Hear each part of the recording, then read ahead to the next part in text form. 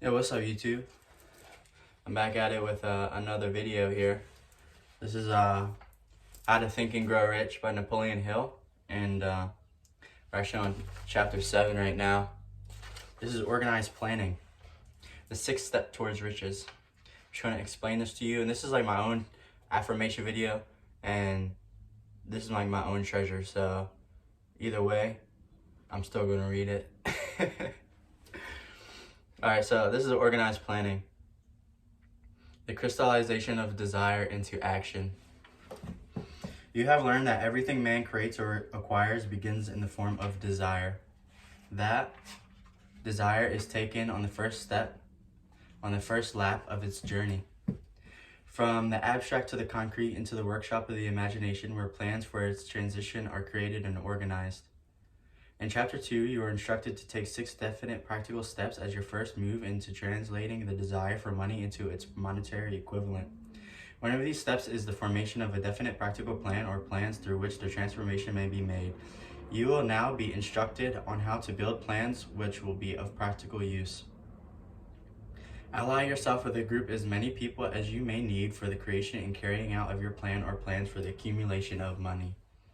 Making use of the mastermind principle described here in this chapter, compliance with the instruction is absolutely essential and do not neglect it. Before forming your mastermind alliance,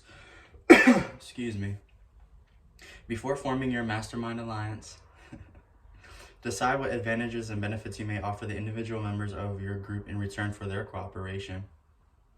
No one will work indefinitely without some form of compensation. Compensation. Nobody will work for free. No intelligent person will either request or accept another to work without adequate compensation, although this may not always be in the form of money. Arrange to meet with the members of your mastermind group at least twice a week and more often if possible until you have jointly perfected the necessary plan or plans for the accumulation of money. Maintain perfect harmony between yourself and every member of your mastermind group. If you fail to carry out this instruction to the letter, you may expect to meet with failure. The mastermind principle is obtained where perfect harmony prevails. Keep in mind these facts. First, you are engaged in an undertaking of major importance to you. To be sure of success, you must have plans which are faultless. Second, you must have the advantage of the experience of education, native ability, and imagination of other minds. This is in harmony with the methods followed by every person who has accumulated a great fortune. No individual has sufficient experience, education, native ability, and knowledge to ensure the accumulation of a great fortune without the cooperation of other people. Every plan you adopt in your endeavor to accumulate wealth should be the joint creation of yourself and every other member of the mastermind group.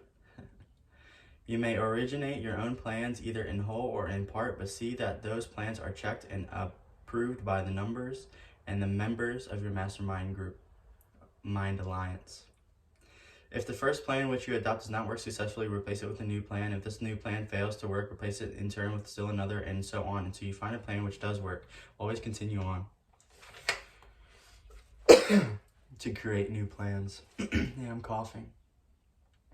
The most intelligent man living must succeed in accumulating money in only the undertaking with plans which are practical and workable. Just keep this fact in mind and remember when your plans fail, that temporary defeat is not permanent failure. It may mean that your plans need to be sound. Build other plans. Start all over again. Thomas A. Edison failed 10,000 times before he perfected the incandescent light bulb. That is, he met with temporary defeat 10,000 times before his effort was crowned with success. Temporary defeat should mean only one thing: the certain knowledge that there is something wrong with your plan. Henry Ford accumulated a fortune not because of his superior mind, but because he adopted and followed a plan which proved to be sound.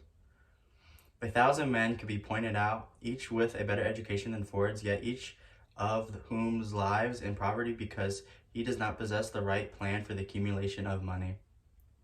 Your achievement could be no greater than your plans are sound. That is a true statement. No man is ever whipped until he quits in his own mind. This fact will be repeated many times because it is so easy to take the count at the first sign of defeat. James J. Hill met with temporary defeat when he first endeavored to raise the necessary capital to build the railroad from the east to the west. But he too turned defeat into victory through new plans. Henry Ford met with temporary defeat not only at the beginning of his automobile career, but after he had gone far towards the top. He created new plans and went marching on to financial victory. We see men who have accumulated great fortunes, but we often recognize only their triumphs, overlooking the temporary defeats which they had to surmount before arriving. No follower of this philosophy can reasonably accept to accumulate a fortune without experiencing temporary defeat. When defeat comes, accept it as a signal that your plans are not sound, rebuild those plans, and set sail once more towards your coveted goal. If you are ever to give up before your goal has been reached, you are a quitter. A quitter never wins, and a winner never quits. Lift that sentence out and write it on a piece of paper, letters an inch high, and place it where you'll see it every night before you go to sleep and every morning before you arise.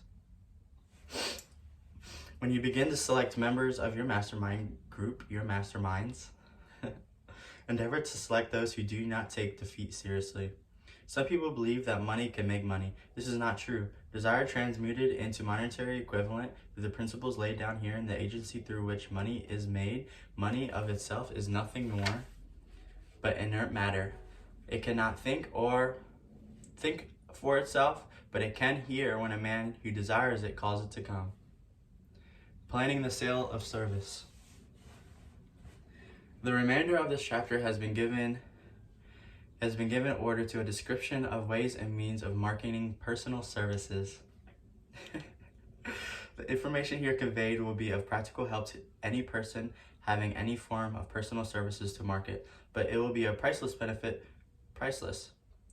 to those who aspire to leadership in the chosen occupations. Intelligent planning is essential for success in any undertaking designed to accumulate riches. Here will be found detailed instructions to those who must begin to the accumulation of riches by selling personal services. It should be encouraging to know that practically all a great fortune began in the form of compensation for personal services or from the sale of ideas. What else except the ideas and personal services one will not Let me repeat it. What else except ideas and personal services would one not possess of the property and what in give return for the riches? Should I say that again? Oh my gosh. You have to give to receive. Let's put it that way. Broadly speaking, there are two types of people in the world. One type is known as leaders and the other are followers. Decide at the outset whether you intend to become a leader in your chosen calling. The difference in compensation is vast. Most great leaders began in the capacity of as followers. They became great leaders because they were intelligent followers. The man who can follow a leader most efficiently is usually the man who develops into leadership most rapidly. An intelligent follower has many advantages. Among them, the opportunity to acquire knowledge from his leader. The following are important factors of leadership: unwavering courage based upon the knowledge of self and one's occupation. Self-control. Self-control sets a mighty example for the followers, which the more intelligent will emulate. A keen sense of justice. Definiteness of decision. Definiteness of plans that have a doing more than paid for. A pleasing personality. A leadership calls for respect. Followers will respect the leader who does grade high in all factors of a pleasing personality. Sympathy and understanding. The successful leader must be in sympathy with his followers. Moreover, he must understand them and their problems. Mastery of detail. Successful leadership calls for the mastery of details for the leadership's position, willingness to assume full responsibility. The successful leader must be willing to assume responsibility for the mistakes of his followers. Cooperation. The successful leader must understand and apply the principle of cooperative effort and be able to induce his followers to do the same. Leadership calls for power, and power calls for cooperation. The only type of leadership to follow is by far the most effective is the leadership by consent and sympathy of his followers. The world has just entered a new era of leaders and followers which very clearly calls for new leaders and a new brand of leadership in business and in industry. The relationship of an employer and employee, or the leader and the follower in the future, will be one of mutual cooperation based upon the division of the profits of business.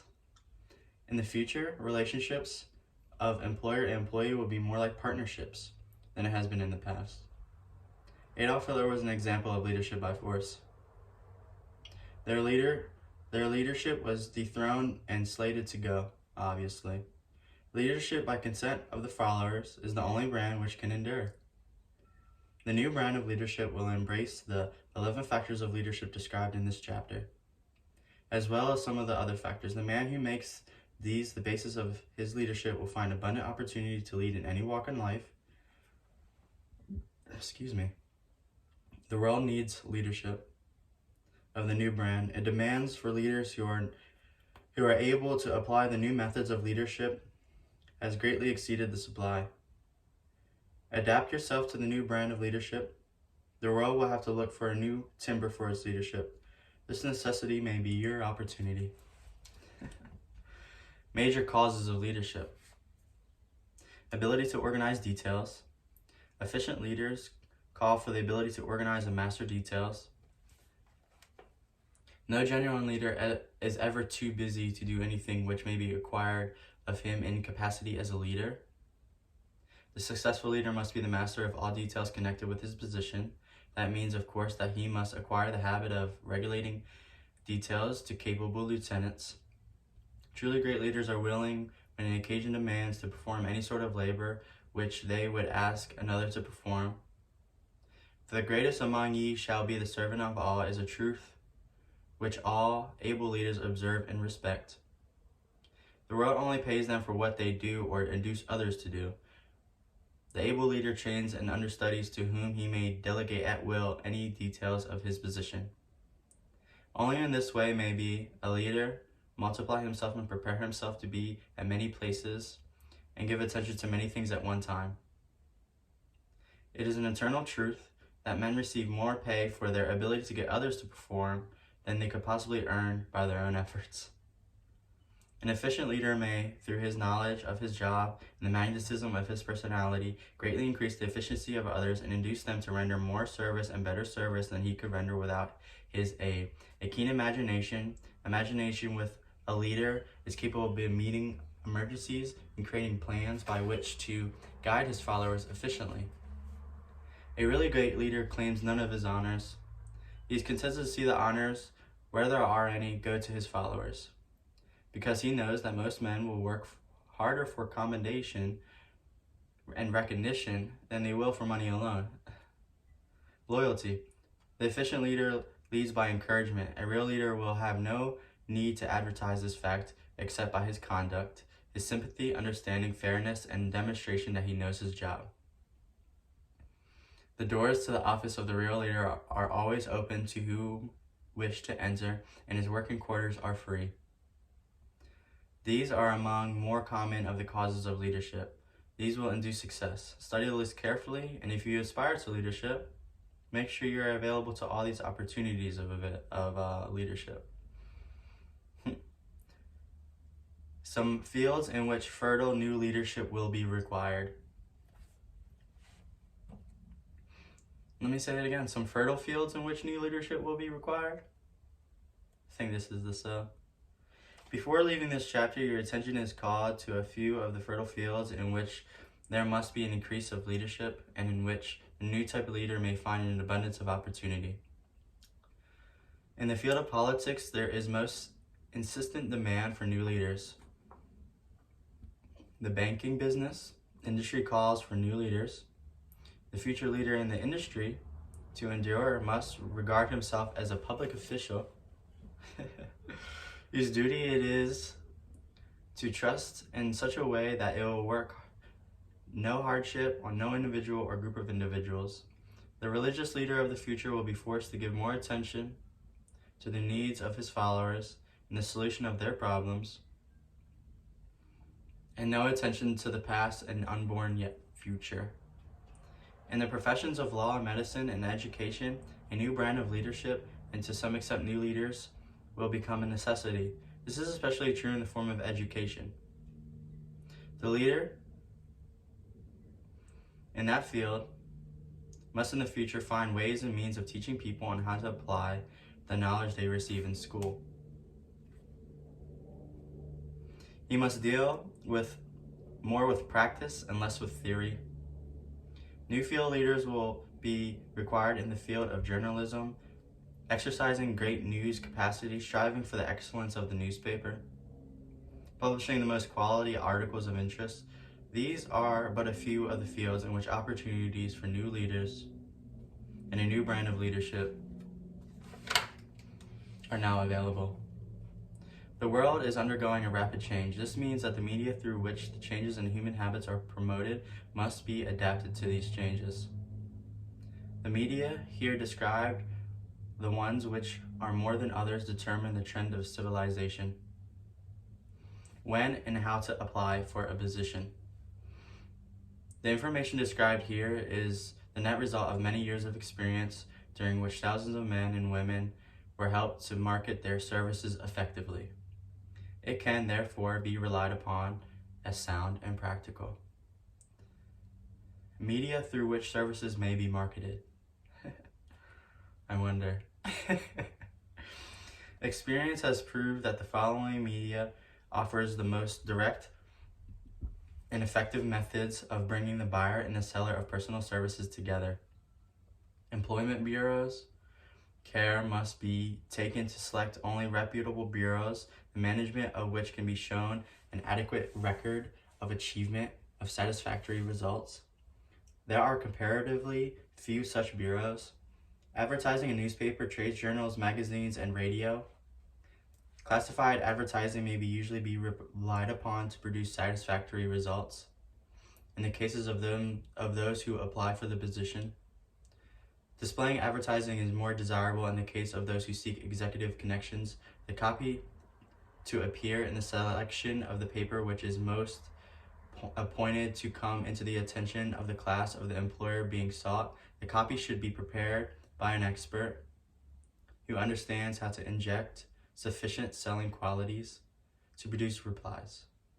Personal letters of application directed to the particular firms who need such services are as being offered. Letters should be neatly typed and signed by hand. With the letters should be sent in complete brief or an outline of the applicant's qualifications. Both the letter of the application and the brief of experience or qualifications should be prepared by an expert. See instructions as to the information to be supplied. Application through personal acquaintances. When possible, the applicant should endeavor to approach prospective employers through some mutual acquaintance. Application in person, in some other instances, may be more effective if the applicant offers personal services to the prospective employer, in which an event may be complete and written statement or qualifications for the position should be presented for the reason that the prospective employer often wishes to discuss the record with the associates. Information to be supplied in a written brief. The brief should be written and prepared as carefully as a lawyer would prepare a case in court. Unless the applicant is experienced in the preparation of such briefs, an expert should be consulted, and his services enlisted for this purpose. Successful merchants employ men and women who understand the in and out of psychology and advertising to present an unwavering match of their personal merchandise. One who has personal services for sale should do the same. The following information should appear in a brief. This following information should appear in your brief. But definitely this. Here's education, should be stated definitely in your brief. The schooling you had and which subjects you specialized in school, giving the reason for that specialization. 2, experience. If you had experience in connection with a position similar to the one you seek, describe it fully, slating the names and addresses of the former employers. Be sure to bring it out clearly. And any special experiences you may have in which you are equipped to fill the position you seek. References. Practically every business firm desires to know all about the previous records of the prospective employers who seek positions of responsibility. Attach to your brief photocopies or photos of the letters from which you were given. A former employer, teachers under whom you studied, prominent people whose judgment may be relied upon. A photograph of yourself. Attach your brief a recent unmounted photograph of yourself. Apply for a specific position. Describe exactly the position you seek. State your qualifications for the particular position for which you apply. Give full details as to the reason you believe you are qualified for the particular position you seek. This is the most important detail of the application. It will determine more than anything else what consideration you receive. Offer to go to work on probation. In the majority of instances, if you are determined to have the position you apply, it will be most effective for you to offer the work for a week or a month or for a sufficient amount of time to enable your prospective employer to judge your value without pay. This may appear to be a radical suggestion, but experience has proved that this seldom fails to win at least such a trial. If you are sure of the qualifications, a trial is all you need. Incidentally, such an offer makes an indication that you have confidence in your ability to fill the position you seek. It is most convincing. If your offer is accepted and you make good, more than likely you'll be paid for your probation period. Make clear that the fact that your offer is based upon A, your confidence in your ability to fill the position, B, your confidence in your prospective employer's decision to employ you after trial, and C, your determination to have the position you seek. Remember, knowledge of your prospective employer's business. Before applying for the position, do sufficient research in connection with the business to familiarize yourself thoroughly with that business and indicate in your brief that the knowledge you have acquired in this field, that you have acquired knowledge in this field. This will be impressive, as it will indicate that you have imagination and a real interest in the position you seek. Remember that it is not the lawyer who knows the most law, but the one who best prepares his case who wins. If your case is properly prepared and presented, your victory will have been more than half won at the outset. Do not be afraid of making your brief too long. Employers are just as much interested in purchasing the services of a well-qualified applicant as you are in securing employment. In fact, the success of most successful employers is due in the main to their ability to select well-qualified lieutenants. They want all the information available. To remember anything, neatness is the preparation of your brief will indicate that you're a painstaking person. Hill has helped to prepare briefs for clients. Napoleon Hill has helped prepare briefs for clients, which were so striking and out of the ordinary that they resulted in the employment of the applicant without personal interview. When your brief has been completed, have it neatly bound by an experienced binder and lettered by an artist or printer similar to the following. Brief of the qualifications of RO. Applying for the position as a public leader to the YouTube community and the streaming services. Change names each time the brief is shown. This personal touch is sure to command attention.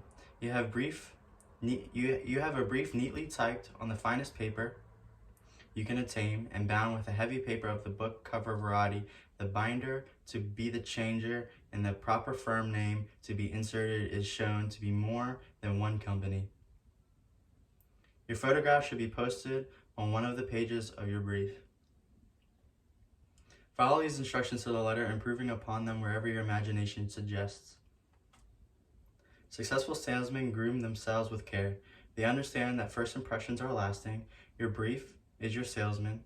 Give it a good suit of clothes, and it will stand out in bold contrast to anything your prospective employer has ever seen in the way of application for a position. If the position you seek is worth having, it is worth going after with care. Moreover, if you sell yourself to an employer in a manner that impresses him with your individuality, you probably will receive more money for your services from the very start than you would have if you applied for the usual conventional way. If you seek employment through advertising agency or an employment agency, have the agent use copies of your brief in marketing your services. This will help you gain preference for you, both with the agent and with the prospective employers. How to get exactly the position you desire. Everyone enjoys the kind of work for which he is best suited. An artist loves to work with paints, a craftsman with his hands, a writer loves to write. Those with definite talents have their preference for certain fields of business and industry. If America does anything well, it offers a full range of occupations, tilling the soil, manufacturing, marketing, and of countless professions. First, decide exactly what kind of job you want. If the job doesn't already exist, perhaps you can create it. Second, choose the company or individual for whom you wish to work. Third, study your prospective employer as to the policies, personnel, and the chances of advancement. Fourth, by analysis of yourself, your talents, and your capabilities, figure out what you can offer and plan ways and means of giving advantages, services, developments, and ideas that you believe you can successfully deliver. Fifth, forget about a job. Forget about whether or not there is an opening. Forget the usual routine of "you got a job for me." Concentrate on what you can give. Six, once you have your plan in mind, arrange with an experienced writer to put it on paper in neat form and fill in all of the details. Seventh, present it to the proper person with authority and he will do the rest. Every company is looking for men who can give something of value, whether it is ideas, services, or connections. Every company has room for the man who has a definite plan of action which is to the advantage of that company. This line of procedure may take a few days or weeks of extra time, but the difference in income, in advancement, and in gaining recognition will save you years of hard work at small pay. It has many advantages, the main one being that it will often save one from 1 to 5 years of time in reaching an actual chosen goal. Every person who starts or gets in halfway up the ladder does so in deliberate and careful planning, excepting, of course, the boss's son. The new way of marketing services. Jobs are now partnerships. Men and women who market their service best advantage in the future must recognize the stupendous change that has taken place in connection with the relationship between the employer and the employee. In the future, the golden rule, and not the rule of gold, will be dominating factor in the marketing of merchandise as well as personal services. The future relationship between employers and the employees will be more in the nature of partnerships, consisting of the employer, the employee, and the public they serve.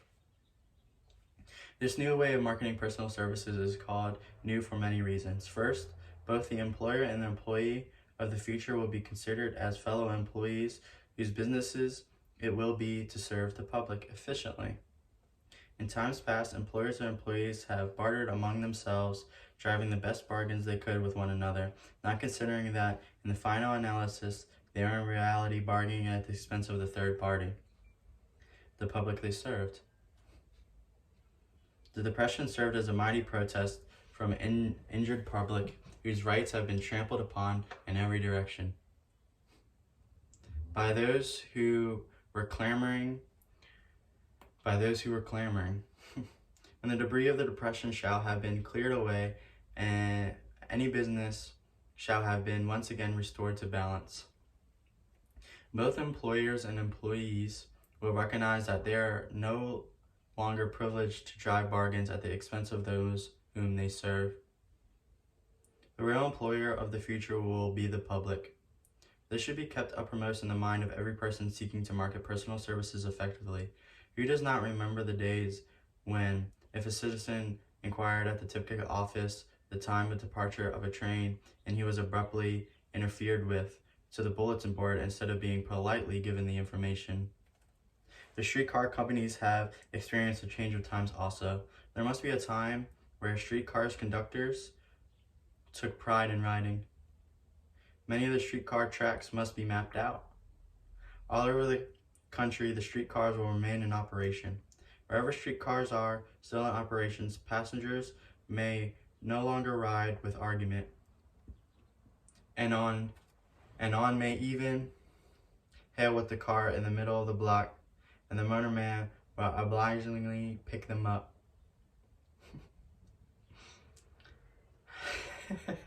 All times have changed. That is just the point I'm trying to emphasize. Times have changed. Moreover, the change is reflected not only in the railroad offices and the streetcars, but in every walks of life as well. It has been supplanted by the we are at your service, sir. The bankers have learned a thing or two during the rapid change, which has taken place during the past few years. Bankers sit at desk in the open where they may be seen and approached at will by any depositor or by anyone who wishes to see them, and the whole atmosphere of the bank is one of courtesy and understanding. It is used to be customary for customers to have to stand and wait at the corner of the grocery until the clerks were through passing the time of day with friends, and the proprietor had finished making up his bank deposit before being waited upon. Chain stores managed by courteous men who do everything in the way of service, short of shining the customer's shoes, have pushed the old-time merchants into the background. Time marches on, courtesy and service, and the watchwords of merchandising today, and apply to the person who is marketing personal services even more directly than to the employer whom he serves, because in the final analysis, both the employer and his employer are employed by the public they serve. We can all remember the time when the gas meter reader pounded on the door hard enough to break the panels. When the door was opened, he pushed his way in uninvited with a scowl on his face, which plainly said, "What the hell did you keep me waiting for?" All that has undergone change. The meter man now conducts himself as a gentleman. He was delighted to be at your service.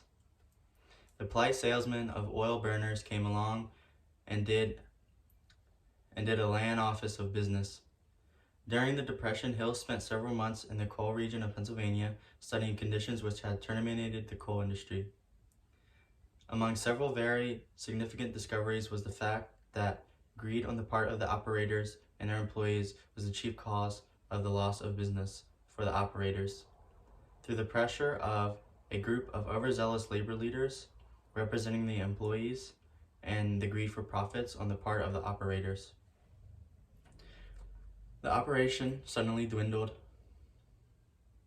The coal operators and their employees drove sharp bargains with one another, adding the cost of the bargaining to the price of the coal, until finally they discovered that they had built up a wonderful business for the manufacturing of oil burning outfits and to produce producers of crude oil. The wages of sin is death. Many have read this in the Bible, but few have discovered its meaning. Now, and for several years, the entire world has been listening by force to a sermon which might as well be called, "Whatsoever a man soweth, that shall he also reap." Nothing as widespread and ineffective as the Depression could possibly be just a coincidence. Behind the Depression was a cause. Nothing ever happens without a cause. In the main, the cause of the Depression is traceable to directly the worldwide habit of trying to reap without sowing. This should be not mistaken to mean that the Depression represents a crop which is being forced to reap without having sown. The trouble is that the world sowed the wrong sort of seed. Any farmer knows he cannot sow the seed of thistles and reap a harvest of grain. Beginning at the outbreak of the World War, the people of the world began to sow the seed of service, inadequate in both quality and quantity. Nearly everyone has engaged in the pastime of trying to get without giving. These illustrations are brought to the attention of those who have personal services to market to show that we are where we are and what we are because of our own conduct. If there is a principle of cause and effect that controls business, finance, and transportation, this simple principle controls individuals and determines their economic status. So, what's your QQS rating? The cause of success in marketing services effectively and permanently have been clearly described. Those causes are studied and analyzed and understood and applied. To market his services effectively and permanently, every person must be his own salesman of personal services. The quality in which the quantity of service is rendered and the spirit in which it is rendered determines to a large extent to the price and the duration of employment. To market personal services effectively, which means a permanent market at a satisfactory price under pleasant conditions, one must adopt and follow the QQS formula, which means that that quality plus quantity plus the proper spirit of cooperation equals perfect salesmanship of service. Remember the QQS formula, but do more. Apply it as a habit. Let us analyze the formula to make sure we understand exactly what it means. Quality of service shall be construed to mean the performance of every detail in connection with your position in the most effective and efficient manner possible, with the object of greater efficiency always in mind. Quantity of service shall be understood to mean the habit of rendering all the service which you are capable at all times, with the purpose of increasing the amount of service rendered at a greater skill as greater skill is developed through practice and experience. Emphasis is again placed on the word of habit. Spirit of service shall mean the habit of agreeable, harmonious conduct which will induce cooperation from associates and fellow employees. The conduct or the spirit in which you deliver services is a strong determining factor in connection with both the price you receive and the duration of employment. Andrew Carnegie stressed this point more than others in connection with his description of the factors which lead to success in the marketing of personal services. He emphasized again and again the necessity for harmonious conduct. He stressed the fact that for any man, no matter how great the quantity or how efficient the quality of his work, unless he worked in a spirit of harmony. Mr. Carnegie insisted upon men being agreeable to prove that he placed a high value upon his quality, and he permitted many men who conformed to his standards become very wealthy. Those who did not conform had to make room for others. The importance of a pleasing personality has been stressed because it is a factor which enables one to render service in proper spirit. One who has a personality which pleases and renders service in a spirit of harmony, these are assets often make up for everything else. Nothing, however, can be successfully substituted for pleasing conduct. The capital value of your services. The person whose income is derived entirely from the sale of personal services is no less a merchant than a man who sells commodities. And it might well be added, such a person is subject to exactly the same rules of conduct as the merchant who sells merchandise. This has been emphasized. The new way of marketing services has practically forced both the employer and the employee into partnership alliances through which both take into consideration the rights of the third party and the public they serve. The day of the go-getter has passed. He has been supplanted by the go-giver. High-pressure methods in business finally blew the lid off. There will never be a need to put the lid back on, because in the future business will be conducted by methods that will require no pressure. The actual capital value of your brain may be determined by the amount of income you can produce by marketing your service. A fair estimate of the capital value of your services may be made by multiplying your annual income by 16 2/3, as it is reasonable to estimate that your annual income represents 6% of your capital value. Money rents for 6%. Money is worth no more than brains. It is often worth much less. Competent brains, if effectively marketed, represent a much more desirable form of capital than that which is required to conduct a business dealing in commodities, because brains are a form of capital which cannot be permanently eradicated, nor can this form of capital be stolen or spent. Moreover, the money which is essential for the conduct of business is as worthless as a sand dune until it has been mixed with efficient brains. Major causes of success. How many of these must you achieve? Napoleon Hill had the privilege of analyzing several thousands of men and women, 98% whom were classed as failures. There is something radically wrong with this civilization and a system of education which presents 98% of the people to go through life as failures. Napoleon Hill did not write this book for the purpose of demoralizing on the rights and or wrongs of the world that would receive That would require a book 100 times the size of this one. His work proved that there were 30 major reasons of success and the 13 major principles through which people accumulate fortunes. In this chapter, a description of the 30 major causes will be given. As you go over the list, check yourself by point for the purpose of discovering how many of these causes of success are your steps to success. 1. There is but little, if anything, which can be done for people who are born with deficiency in brain power. Excuse me. This philosophy offers but one method of bridging, and that's through the aid of the mastermind group. 2. A well-defined purpose in life. There is a hope of success for the person who has a central purpose or a definite goal at which to aim. 3. You have the ambition to aim high above mediocrity. You want what you want to use to get ahead of life. Who is willing to pay the price. 4. Self-education. Experience has proven that the best educated people are often the ones known as self-made or self-educated. It takes more than a college degree to make a person of education. Any person who is educated is one who has learned to get whatever he wants in life without violating the rights of others.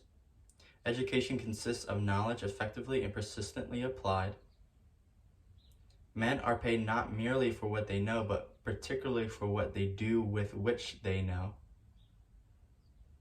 5. Self-discipline. Discipline comes through self-control. This means that you must control all positive qualities before you are in control of your conditions. You must first control yourself. Self-mastery is the hardest job you'll ever tackle. You must conquer self. You must conquer self. It all changes stepping in front of the mirror. Great health. To enjoy outstanding success with great health, many of the causes described here, eating of foods pertaining to health, right habits of thought, giving expression to positives, a positive use of indulgence in sex, a proper physical exercise routine, an adequate supply of fresh air, favorable environmental influences, the ability of finishing which one starts, never waiting for the time to be just right, starting where you stand and working with whatever tools you have at your command, and better tools will be given to you along the way. The definiteness of persistence, being a strong finisher. There is no substitute for persistence. The person who makes persistence his watchword discovers the old man failure, finally becomes tired, and makes his departure. Failure cannot cope with persistence. A positive personality. There is a hope of success for the person who attracts people through positive personality. Success comes through the application of power, and power is attained through the cooperative efforts of other people. A positive personality will induce cooperation. A controlled sexual urge. Sex energy is the most powerful of all stimuli, which move people into action. Because it is the most powerful of the emotions, it must be controlled through transmutation and converted into other channels. Understanding this, that there exists no such a reality of something for nothing, a well-defined power of decision. Men who succeed in reaching decisions promptly and changing them, if at all, or very slowly, they master. Let me bring it back. A well-defined power of decision. Men who succeed reach decisions promptly and change them, if at all, but very slowly. The mastery of positive emotions to market your services effectively.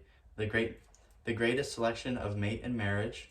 This is the most common cause of success. The relationship of love brings people intimately into contact with the relationships, and they must be harmonious.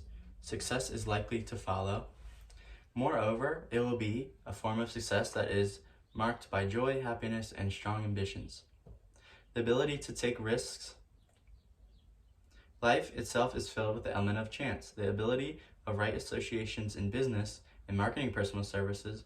One should use great care to select an employer who will be an inspiration, who is himself intelligent and successful, and who will emulate those with whom we associate most closely. Pick an employer who is worth emulating. Men who succeed keep an open mind and are afraid of nothing. The most essential step in the marketing of personal services is that of selecting an occupation into which you can throw yourself wholeheartedly. Concentrate all of your efforts on one definite chief aim. Form the habit of systematic saving by putting aside a definite percentage of your income. Money in the bank gives one very safe foundation of courage when bargaining for the sale of personal services. Enthusiasm, moreover, enthusiasm is contagious, and the person who has it under control is generally welcome at any group of people. The ability to cooperate with others, the possession of power must come through self-effort. There is no substitute for honesty. Thinking. Capital is important, and among those who start out in business for the first time, to have sufficient reserve of capital to absorb the shock and to carry them through having established a reputation. Under this name, any particular cause of success which must be achieved is the third major causes of success, and is found a description of the steps of life, which obtains for particularly every person who tries. It will be helpful if you can induce someone who knows you well to go over this list with you and help analyze you by the causes of success. It may be beneficial if you try this alone. See yourself, you must be yourself. To see yourself, you must be yourself. You must see yourself. To see yourself, you must be yourself. To see yourself, you must see yourself. To be yourself, you must see yourself. Just be yourself.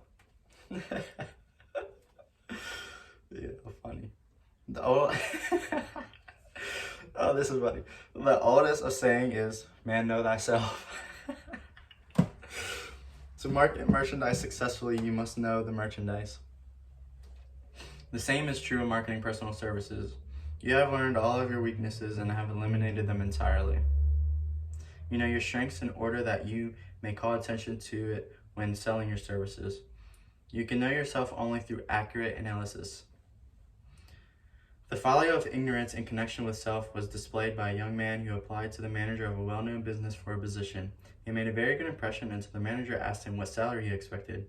He replied that he had no fixed sum in mind, lack of definite aim. The manager then said, "We will pay you all you're worth after we try you out for a week." I will not accept it. The applicant replies, "Because I am getting more than that where I am now employed." Be sure that you are worth more than you receive. It is one thing to want money. Everyone wants more, but it's something entirely different to be worth more. Your value is established entirely by your ability to render useful service or your capacity to induce others to render such a service. Take inventory of yourself. 28 questions you should answer. Excuse me. Maybe that means something. 28 questions you should answer. Annual self-analysis is an essential in the effort of marketing personal services, as an annual inventory in merchandising. Moreover, the yearly analyst should disclose faults and increase in virtues. One must go ahead in life. One subject should be, of course, to go ahead. Annual analysis will disclose whether advancement has been made. The effective marketing of personal services requires one to move forward. Your annual self-analysis should be made at the end of each year so you can include in your New Year's resolutions any improvements that the analysis indicates should be made. Take this inventory by asking yourself the following questions, and by checking your answers with the aid of your master minds, he will prove to you as to their accuracy. Here's the questions. Self-analysis questionnaire for personal inventory. Have you attained the goal which established as your objective for this year? Have you delivered service of the best possible quality or quantity which is capable, or could you have improved any part of this service? Have you delivered service in the greatest possible quality of which is capable? Has the spirit of your conduct been harmonious and cooperative at all times? Have you permitted the habit of procrastination to decrease your efficiency? Have you improved your personality, and if so, what ways? Have you been persistent in following plans through to completion? Have you reached decisions promptly and definitely on all occasions? Have you permitted any one or more of the 6 basic fears to decrease your efficiency? Have you been either overcautious or undercautious? Has your relationships with your associates and work been pleasant? Have you dissipated any of your energy through lack of concentration of effort? Have you been open-minded and tolerant in connection with all subjects? In what way may those have been improved in an ability to render service? Have you been disciplined in all of your habits? Has your ego died? Has your conduct towards your associates been such a way that has induced them to respect you? Have your opinions and decisions been based upon guesswork or accuracy of analysis of thought? Have you followed the habit of being a free spender?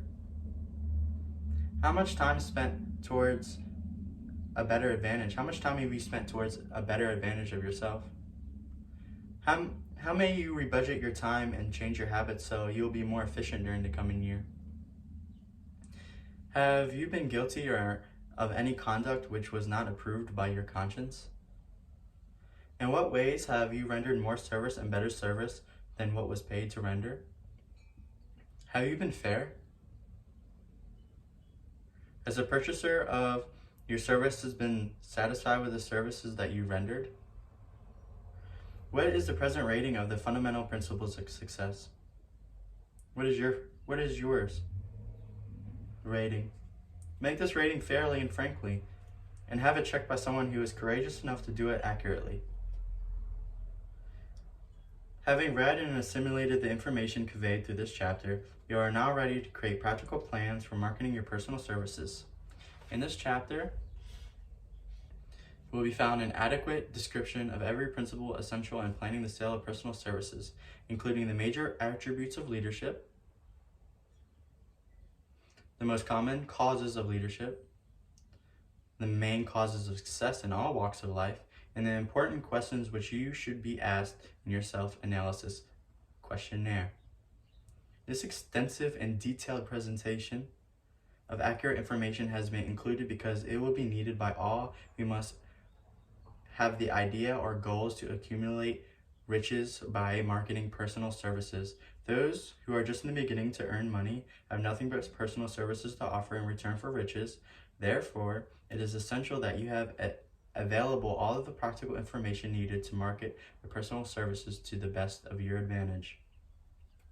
The information contained in this chapter will be of great value to all who aspire to attain leadership. So, it will be particularly helpful to those aiming to market their services as business or industrial executives. Complete assimilation and understanding of the information here conveyed will be helpful in marketing one's own services, and it will also help one to become more analytical and capable of judging people.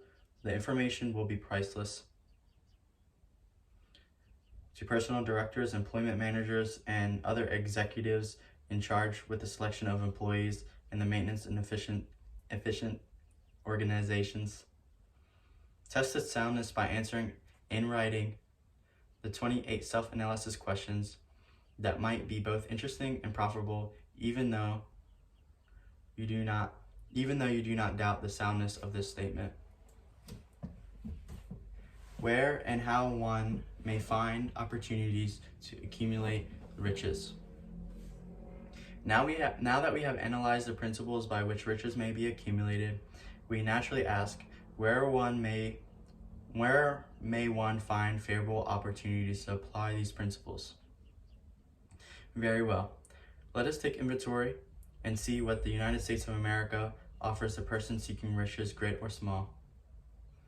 To begin with, let us remember, all of us, that we live in a country where every law-abiding citizen enjoys freedom of thought and freedom of deed unequaled anywhere in the world. Most of us have never taken inventory of the advantage of this freedom. Here We have freedom of thought, freedom in the choice of enjoyment of education, freedom in religion, freedom in politics, freedom in the choice of business, profession, or occupation, freedom to accumulate and own all the property we can accumulate, freedom to choose our place of residence, freedom in marriage, freedom through equal opportunity to all races, freedom of travel from state to another, freedom in our choices of foods, freedom to aim for any situation in life for which we are prepared ourselves, even for the presidency of the United States. We have other forms of freedom, but this list will give us a bird's eye view of the most important, which constitute opportunity of the highest order. This advantage of freedom is all the more advantageous to us in the United States because it is a country guaranteeing to every citizen, whether native-born or naturalized, so broad and varied a list of freedoms. Next, let us recount some of the blessings which our widespread freedom has placed within our hands. Take the average American family, for example, meaning the family of average income, and sum up the benefits available to every member of the family in this land of opportunity and of plenty. Food. Next, to freedom of thought and deed comes food, clothing, and shelter. And the three basic necessities of life. These are: because of our universal freedom, the average American family has available at its very door the choicest of selections of food to be found anywhere in the world, and with prices within its financial range. A family of two living in the heart of Times Square, district of New York City, far removed from the source of production of foods, took careful inventory of the cost of a simple breakfast with this astonishing result. Articles of food. Cost at the dinner table. Grapefruit juice from Florida, $2. Rippled wheat breakfast food, $2. Tea, $2. Bananas, $2.50. Toasted bread, $1.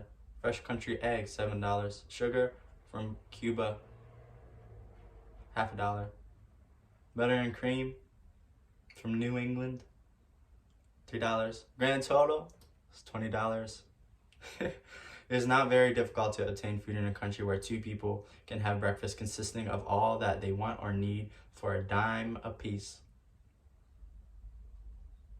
Observe that this simple breakfast was gathered by some strange form of magic. From China, South America, Utah, Kansas, and New England states, and delivered on the breakfast table ready for consumption in the very heart of the most crowded city in America. And it cost well within the means of the most humble laborer.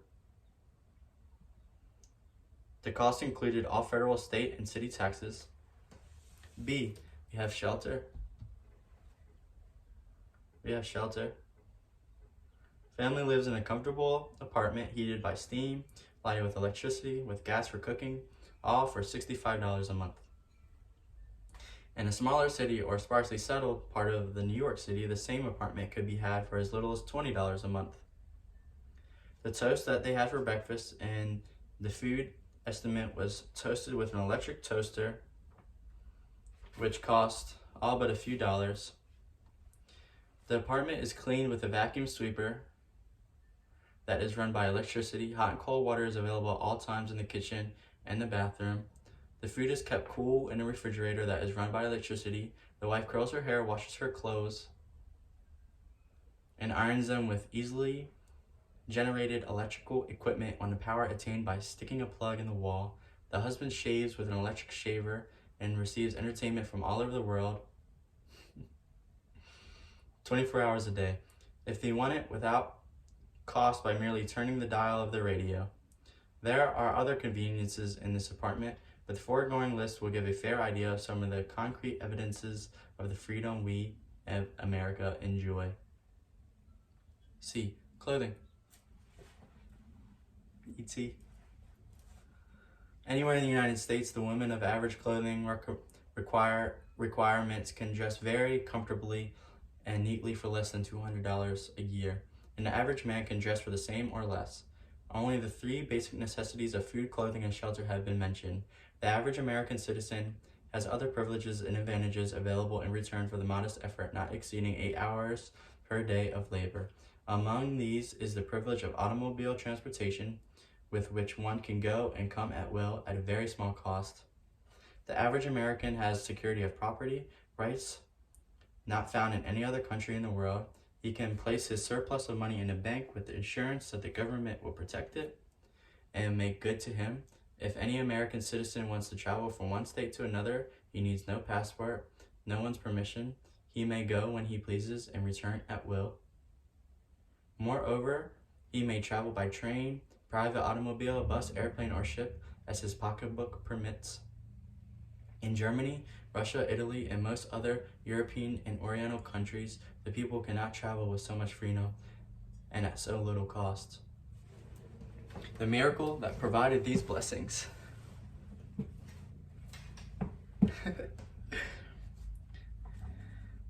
I know it's a lot to say, isn't it? I hope you're listening, because that's all you need to do is listen. The miracle that provided these blessings. We often hear politicians proclaiming that freedom of America when they solicit votes, but seldom do they take the time to devote sufficient effort to the analysis of the source of nature of this freedom. Having no axe to grind, no grudge to express, no ulterior motives to be carried out, Napoleon Hill has the privilege of going into frank analysis of that mysterious, abstract, greatly misunderstood something which gives to every citizen of America more blessings, more opportunities to accumulate wealth, and more freedom of every nature than be made and be found in any other country. Napoleon Hill has the right to analyze the source and the nature of this unseen power, because Napoleon Hill knows, and have known for more than a quarter of a century, many of the men who organized that power and many who are now responsible for its maintenance. The name of this mysterious benefactor of mankind is capital. Capital consists not alone of money, but more particularly of highly organized, intelligent groups of men who plan ways and means of using money efficiently for the good of the public and profitably to themselves.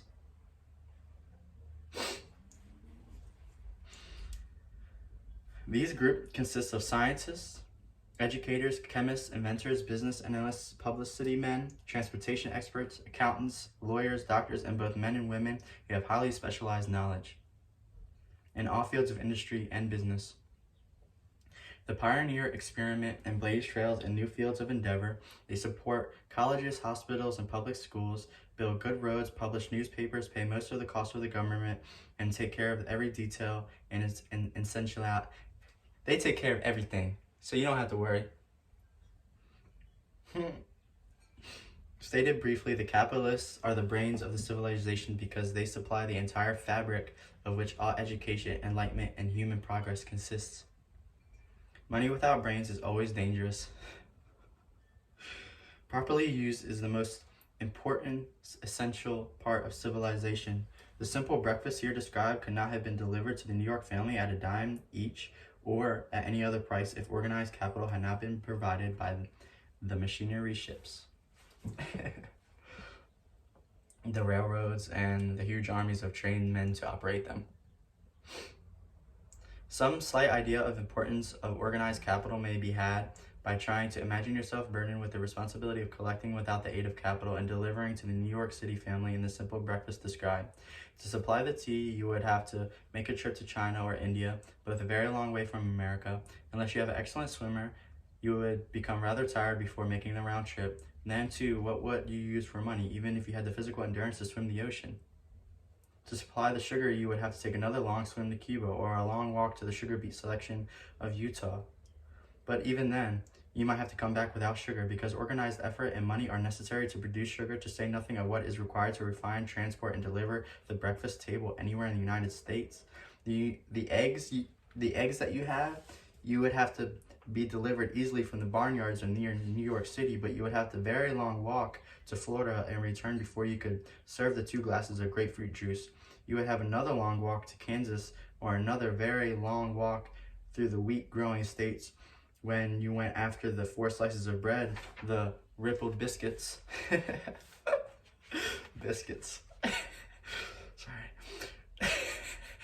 would have the biscuits would have been omitted from the menu because they would not be available except through the labor of trained organizations of suitable machinery, all of which call for capital. You get the point, right?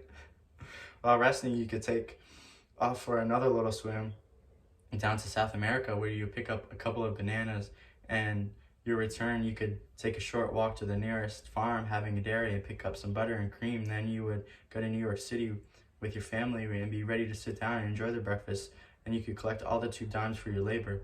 Seems absurd, doesn't it? Well, the procedure described would be only possible way these simple items of food could be delivered to the heart of New York City. If we had no capitalistic system, the sum of money required for the building and maintenance of the railroads and steamships used in the delivery of that simple breakfast is so huge that it staggers one's imagination. It runs into hundreds of millions of dollars, not to mention the armies of trained employees required to man the ships and trains. But transportation is only a part of requirements of modern civilization in capitalistic America. Before there can be anything to haul, something must be grown from the ground or manufactured and prepared for market. This calls for more millions of dollars for equipment, machinery, boxing, marketing, and for the wages of millions of men and women. Steamships and railroads do not spring up from the earth and function automatically. They come in response to the call of civilization through the labor and ingenuity of organizing the ability of men who have imagination, faith, enthusiasm, decision, and persistence. These are known as capitalists.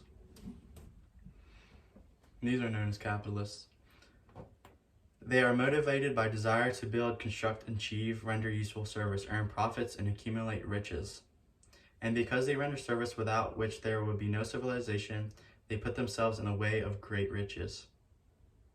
Just to keep the record simple and understandable, Napoleon Hill will add that these capitalists are the selfsame men whom most of us have heard a soapbox orator speak. They are some men who are grafting labor leaders, refers to as Wall Street. Napoleon Hill is not attempting to present a brief for or against any group of men or any system of economy.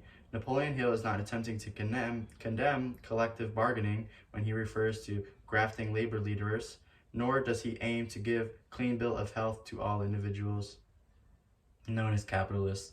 The purpose of this book, a purpose to which Napoleon Hill has faithfully devoted over a quarter of a century, is to present to all who want the knowledge the most dependable philosophy through which individuals may accumulate riches in whatever amounts they desire. Here is an analyzed economic advantages of a capitalistic system for the twofold purpose of showing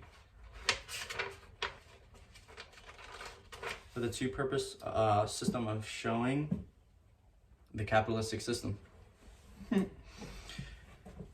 What all who seek riches must recognize and adapt themselves to the system that controls all approaches to fortunes, large or small. To present the side of the picture opposite, this is a capitalistic country. It was developed through the use of capital, and we who claim the right to partake of the blessings of freedom and opportunity, we who seek to accumulate riches here, may as well know that neither riches nor opportunity would be available to us if organized capital had not provided these benefits. For more than 25 years, it has been somewhat popular and growing pastime for crooked labor leaders to take pot shots at Wall Street and the money chargers and big business. The practice became so general that we witnessed during the business depression the most unbelievable sight of high government officials lining up with cheap politicians openly with the purpose of throttling the system which has made industrial America the richest country on earth. The lineup was so general and so well organized that it prolonged the depression America hasn't ever known. It cost millions of men their jobs because those jobs were inseparably part of the industrial and capitalistic system which forms the very backbone of the nation. During this unusual alliance of government officials and self-seeking individuals who were endeavoring to profit by declaring open season on the American system of industry, A certain type of labor leader joined forces with the politicians and offered to deliver voters in return for the legislation designed to permit men to take riches away from the industry by organized force of numbers instead of the better methods of giving a fair day's work for a fair day's pay. Millions of men and women thought out of the nation are still engaged in this popular pastime and trying to get without giving. Some of them are lined up with labor unions where they demand shorter hours and more pay. Others do not partake in this trouble to work at all. Others don't work at all. They demand government relief and they are getting it. Their idea of their rights of freedom was demonstrated in New York City, where a complaint was registered with the postmaster by a group of relief beneficiaries because the postman awakened them at 7:30 a.m. to deliver government relief checks. They demanded that the time of the delivery to be set up at 10. If you're one of those who believe that riches can be accumulated by a mere act of men who recognize themselves into groups and demand more for less service, if you're one of those people who demand government relief without early morning disturbance when the money is delivered to you, if you're one of those people who believe in trading the votes for politicians in return for passing of laws which permit the raiding of the public treasury, you may rest securely on your belief with certain knowledge that no one will disturb you, because this is a free country wherever you may think as you please, where nearly everybody can live without little effort, where many live without doing any work whatsoever. However, you should know the full truth concerning this freedom on which so many people boast and so few people understand. As great as it is, as far as it reaches, as many privileges as it provides, riches will only come with effort. There is but one dependable method of accumulation and legally holding riches, and that is by rendering useful service. No system has been created by which men can legally acquire riches through mere force of numbers, or without giving in return an equivalent value of form or another. There is a principle known as the law of economics. This is more than a theory. It is a law no man can beat. Mark well the same name of the principle and remember it. Because it is far more powerful than the politicians and political machines. It is above and beyond the control of labor unions. It cannot be swayed, nor influenced, nor bribed. Moreover, it has an all-seeing eye and a perfect system of bookkeeping in which it keeps an accurate account of all the transactions of every human being engaged in the business of trying to get without giving. Sooner or later, auditors come around, look over the records of individuals, both great and small, and demand an accounting. Wall Street, big business, and capital interests, or whatever you choose to give the system which has given us American freedom, represents a group of men who understand and respect and adapt themselves to this powerful law of economics. Their financial continuation depends on their respecting of the law. Most people living in America like this country, its capitalistic system and all, Napoleon Hill must confess that there is no better country where one may find greater opportunities to accumulate riches.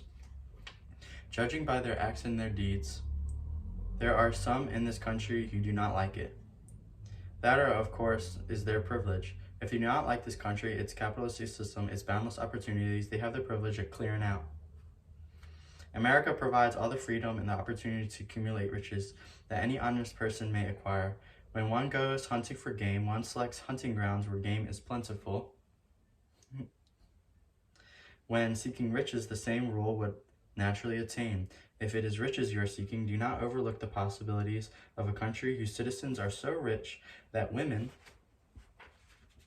alone spend over $200 million annually for lipsticks, Rogue, and cosmetics, where they spend money on jewelry. Think twice who you are seeking. Think twice as you are seeking riches. Remember whose citizens spend over $50 million a year for greeting cards, which wish to express their appreciation of their freedom. It is money you are seeking. Consider carefully a country that spends annually more than $15 million for the privilege of seeing moving pictures, and toss in a few additional millions of dollars for liquor, narcotics, and other less potent soft drinks and giggle waters. Do not be in too big of a hurry to get away from a country whose people willingly, even eagerly, hand over millions of dollars annually to football, baseball, and prize fights. And by all means, stick by a country whose inhabitants give up more than $1 million a year for cleaning, for chewing gum, and other millions for safety razor blades. Remember also that this is but the beginning and the available of sources for the accumulation of wealth. Only a few of the luxuries and non-essentials have been mentioned. Only a few. But remember that the business of producing, transporting, and marketing these few items of merchandise gives regular employment to many millions of men and women who receive their services and many millions of dollars monthly and spend it freely for both the luxuries and the necessities. Especially remember that back of all this exchange of merchandise and personal services may be found an abundance of opportunity to accumulate riches. Here our American freedom comes to one's aid. There is nothing to stop you or anyone from engaging in any portion of the effort necessary to carry out these businesses. One who has superior talent, training, experience, one may accumulate riches in large amounts. So there you are. Opportunity has spread its ways before you. Step up to the front, select what you want, create your plan, put the plan into action, and follow through with persistence. Capitalistic America will do the rest for you. You can depend on this much. Capitalistic America ensures every person the opportunity to render useful service and to collect riches in proportion to the value of service. The system denies no one this right, but you must be a go-giver. The law of economics was passed by nature. There is no Supreme Court to which violators of this law appeal. The law hands out both penalties for its violation and appropriate rewards for its observance without interference or the possibility of interference by a human being. The law cannot be repelled. It is as fixed as the stars in the heavens and subject to part of the same system that controls the stars.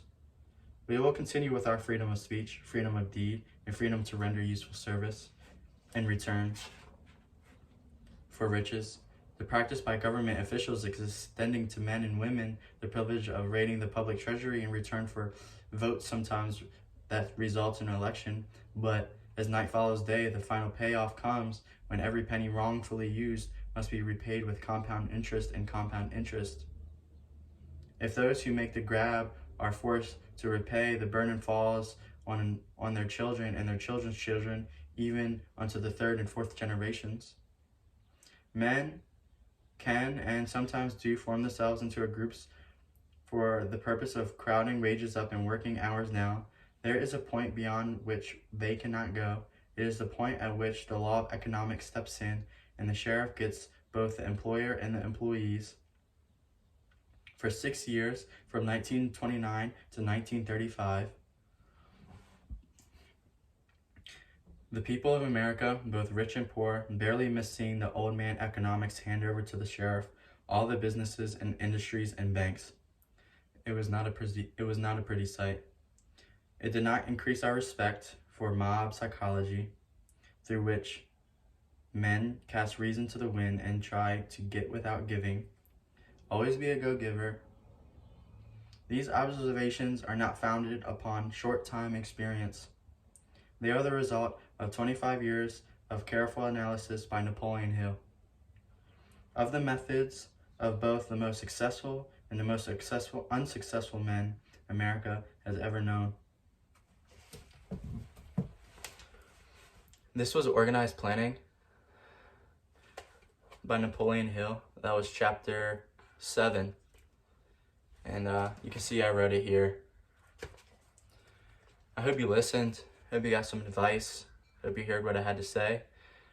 We have, I think, 8 more chapters. Definitely going to finish what I've started here.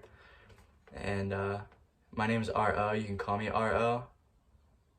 And, I'm just going to keep reading. I'll talk to y'all soon.